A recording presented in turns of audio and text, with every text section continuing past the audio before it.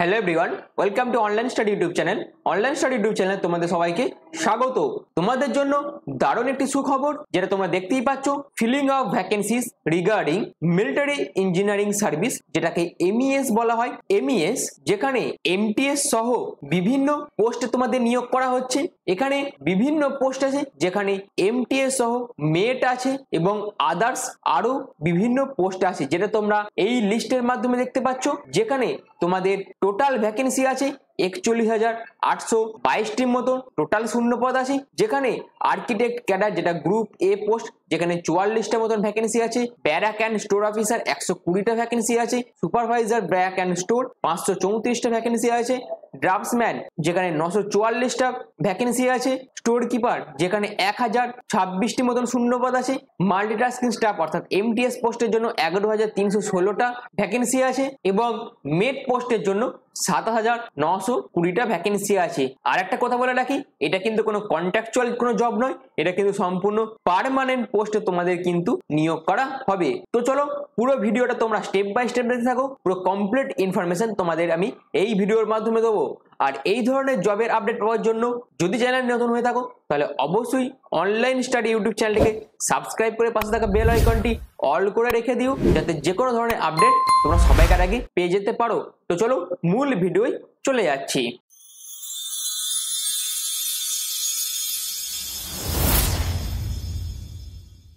আমি পিডিএফটা ওপেন করে নিয়েছি। তোমরা এখানে দেখতে পাচ্ছ ইন্ডিয়ান আর্মি এমইএস রিক্রুটমেন্ট 2024।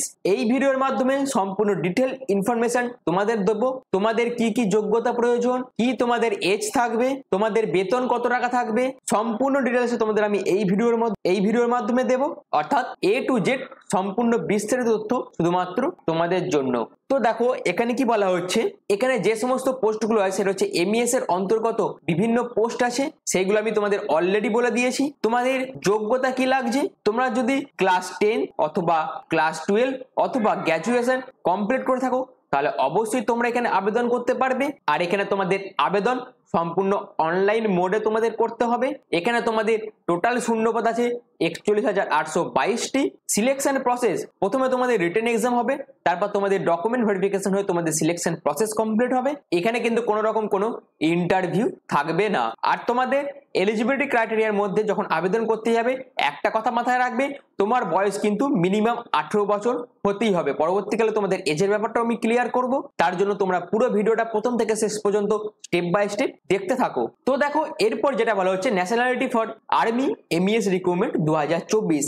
এরপর কি বলছে, to be eligible for Indian army MES group C recruitment 2024। যেখানে তুমি যদি ভারতীয় নাগরিক হয়ে থাকো, অর্থাৎ ভারতীয় নাগরিক প্রত্যেকেই এখানে আবেদন করতে পারবে। এখানে তোমরা অল ওভার ইন্ডিয়ার যে কোনো জেলা, যে কোনো রাজ্য থেকেই তোমরা কিন্তু আবেদন করতে পারবে। এর পরবর্তী দেখো, এর পরবর্তী যেটা বলা হচ্ছে, ইন্ডিয়ান আর্মি এমইএস ভ্যাকেন্সি 2024। কোন কোন পোস্টের জন্য কত কি ভ্যাকেন্সি আছে সেটা তোমাদের আমি প্রথমেই দেখিয়ে দিয়েছি। আর তোমাদের এখানে টোটাল শূন্যপদ আছে 41,822টি মতন টোটাল শূন্যপদ আছে। আর এটা তোমাদের সম্পূর্ণ পার্মানেন্ট ভাবে নিয়োগটি করা হচ্ছে। এর পরবর্তী যেটা আছে সেটা হচ্ছে আর্মি এমইএস রিক্রুটমেন্ট 2024 স্যালারি, অর্থাৎ তোমাদের প্রতি মাসে বেতন কত থাকবে।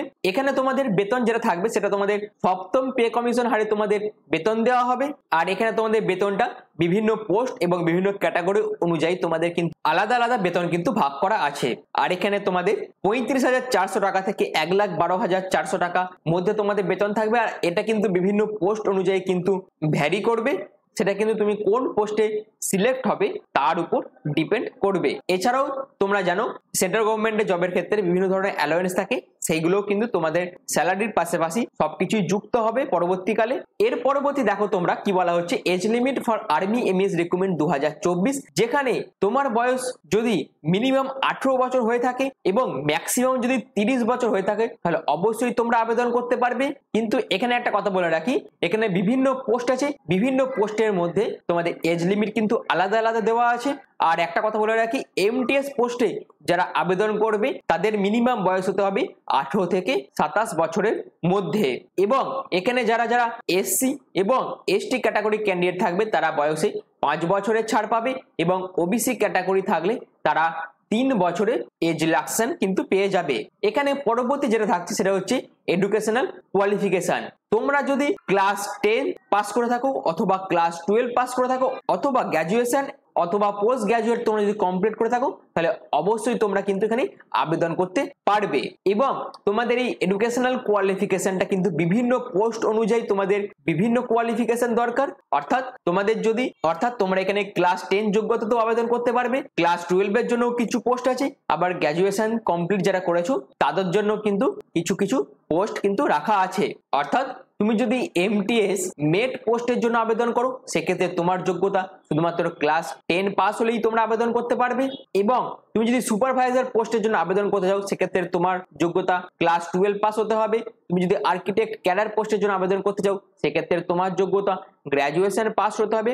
অর্থাৎ বিভিন্ন পোস্টের জন্য বিভিন্ন যোগ্যতা কিন্তু এখানে লাগবে। এরপর দেখো তোমাদের এখানে সিলেকশন প্রসেস কি থাকবে। এখানে প্রথমে তোমাদের একটি রিটেন এক্সাম হবে। রিটেন এক্সামে যারা পাস করবে তাদের ডকুমেন্ট ভেরিফিকেশন হয়ে তোমাদের কিন্তু সিলেকশন প্রসেস কমপ্লিট করা হবে। অর্থাৎ এখানে কিন্তু কোনো রকম ইন্টারভিউ কিন্তু হবে না। অর্থাৎ যারা রিটেন এক্সামে পাস করবে তাদের কিন্তু এখানে চাকরি পাওয়ার চান্স কিন্তু বেড়ে যাবে। আর এই ডকুমেন্ট ভেরিফিকেশনের ব্যাপারটা আমি তোমাদের বলে দিচ্ছি, এটা খুবই গুরুত্বপূর্ণ একটা স্টেপ সিলেকশন প্রসেসের মধ্যে। কারণ তোমরা যখন আবেদন করবে তোমরা যে ডেটাগুলো দিয়ে আবেদন করবে সেই ডেটাগুলো কিন্তু পরবর্তীকালে ডকুমেন্ট ভেরিফিকেশনের টাইম কিন্তু চেক করা হবে। যদি তখন কোনো মিসম্যাচ তোমাদের পেয়ে থাকে তাহলে কিন্তু তোমার অ্যাপ্লিকেশনটা রিজেক্ট করে দেওয়া হতে পারে। তাহলে তোমাদের কি ডকুমেন্টস আপলোড করতে হবে তোমরা যখন আবেদন করবে তখন না, প্রথমে তোমাদের ক্লাস 10 এর সার্টিফিকেট তোমাদের লাগবে এবং তার পাশাপাশি মার্কশিটও তোমাদের কিন্তু স্ক্যান করে রাখতে হবে। এর পাশাপাশি ক্লাস 12 এর রেজাল্ট এবং মার্কশিট এবং সার্টিফিকেট তোমাদের লাগবে। এরপর তোমাদের কি লাগছে না, গ্র্যাজুয়েশনের রেজাল্ট এবং সার্টিফিকেট তোমাদের লাগবে। এরপর তোমাদের ডিওবি সার্টিফিকেট লাগবে। ডিওবি সার্টিফিকেট যদি না থাকে অর্থাৎ ডেট অফ বার্থ সার্টিফিকেট তোমার যদি না থেকে থাকে তাহলে তোমরা ক্লাস 10 এর অ্যাডমিট কার্ডও কিন্তু এখানে আপলোড করতে পারবে। এরপর যেটা বলা হচ্ছে তোমাদের একটি গভর্নমেন্ট আইডি প্রুফ লাগবে, যেটা আধার কার্ড এবং প্যান কার্ড হলে তোমরা আপলোড করতে পারবে। আর কি লাগছে তোমাদের ফটো লাগবে এবং সিগনেচারের স্ক্যান কপি তোমাদের লাগবে। এই সমস্ত ডকুমেন্টস গুলো তোমরা যখন অনলাইন আবেদন করবে সবগুলোই কিন্তু পিডিএফ ফরম্যাটে স্ক্যান কপি আপলোড করতে হবে।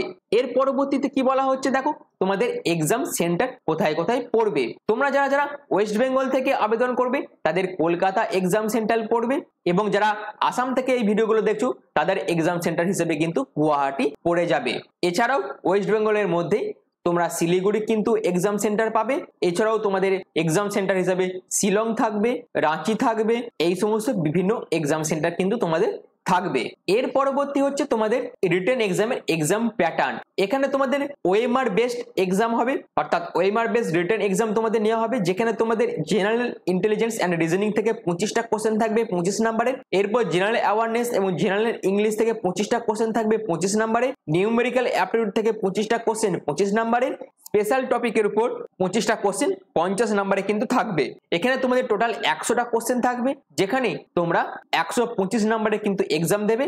এখানে তোমাদের টাইম থাকবে 120 মিনিট, যেটা সমস্ত ক্যান্ডিডেটদের জন্য। শুধুমাত্র যারা পিডব্লিউবিডি ক্যাটাগরি ক্যান্ডিডেট আছো তাদের ক্ষেত্রে কিন্তু 2 ঘন্টা 40 মিনিট কিন্তু এক্সামের টাইম থাকবে। এখানে তোমাদের আমি আরেকটা কথা বলে রাখি, এই যে স্পেশাল টপিকটা আছে, স্পেশাল টপিকটা হচ্ছে তুমি যদি ড্রাফটসম্যান পদে আবেদন করো সেই ড্রাফটসম্যান পদের জন্য তোমাদের স্পেশাল টাইপের উপর বা স্পেশাল টপিকের উপর তোমাদের এক্সামটা নেওয়া হবে। তুমি যদি এমটিএস পোস্টের জন্য আবেদন করো সেক্ষেত্রে তোমাকে কিন্তু এই স্পেশাল টপিকের উপর কোনো রকম কোনো এক্সাম কিন্তু দিতে হবে না। অর্থাৎ যে সমস্ত পোস্টগুলোতে স্পেশাল টাইপের উপর ডিপেন্ড করছে সেইগুলোরই শুধুমাত্র স্পেশাল টপিকের উপর এক্সাম নেওয়া হবে। আদারওয়াইজ অন্য কোনো পোস্টে কিন্তু এই স্পেশাল টপিকের উপর কোনো কোশ্চেন কিন্তু তোমরা পাবে না এক্সামের ক্ষেত্রে। এর পরবর্তী আসে step to apply for army MS recruitment. তোমরা আবেদন কিভাবে করবে? তোমাদের প্রথমে কি করতে হবে না, এমএস এর যে ওয়েবসাইট আছে সেই অফিসিয়াল ওয়েবসাইটে তোমাকে ভিজিট করতে হবে। এই অফিসিয়াল ওয়েবসাইটে ভিজিট করার পর তোমরা দেখতে পাবে এমএস আর্মি অ্যাপ্লাই অনলাইন 2024, এই লিঙ্কটাই তোমরা ক্লিক করবে। ক্লিক করার পর তোমরা কি করবে, নিউ রেজিস্ট্রেশন লিঙ্কে ক্লিক করবে। এরপর তোমরা ভ্যালিড ইমেল আইডি এবং ভ্যালিড মোবাইল নাম্বার দিয়ে প্রথমে একটি সাকসেসফুলি রেজিস্ট্রেশন কমপ্লিট করবে। এরপর তোমাদের রেজিস্ট্রেশনটি কমপ্লিট হয়ে যাবার পর তোমাদের ইমেল এবং রেজিস্টার্ড মোবাইল নাম্বারে তোমাদের কিন্তু রেজিস্ট্রেশন নাম্বারটি পাঠানো হবে। এরপর সেই রেজিস্ট্রেশন নাম্বার দিয়ে তোমরা পরবর্তীকালে লগ ইন করতে পারবে এবং লগ ইন করে তোমাদের যা যা ফার্দার ডিটেলস আছে, যেখানে তোমরা পোস্ট প্রেফারেন্স দেবে, পার্সোনাল অ্যান্ড ফ্যামিলি ডিটেলস দেবে, এডুকেশনাল ডিটেলস দেবে, করেসপন্ডেন্স অ্যাড্রেস দেবে, পার্মানেন্ট অ্যাড্রেস দিয়ে তোমাদের পুরো ফর্মটা কমপ্লিট করে সাবমিট বাটনে ক্লিক করবে এবং তারপরে তোমাদের যা অ্যাপ্লিকেশন ফিস যেটা আছে সেটা তোমরা অনলাইনের মাধ্যমে কিন্তু পেমেন্ট করবে, যেখানে debit card, credit card, net banking, ভিম অ্যাপ এই সমস্ত ইউজ করে তোমরা অনলাইনে পেমেন্টটা কমপ্লিট করতে পারবে। এরপর তোমাদের যখন পেমেন্টটা সাকসেসফুলি হয়ে কমপ্লিট হয়ে যাবে, তারপর তোমরা তোমাদের কালার স্ক্যান ফটোগ্রাফ এবং সিগনেচার সেইগুলো আপলোড করবে।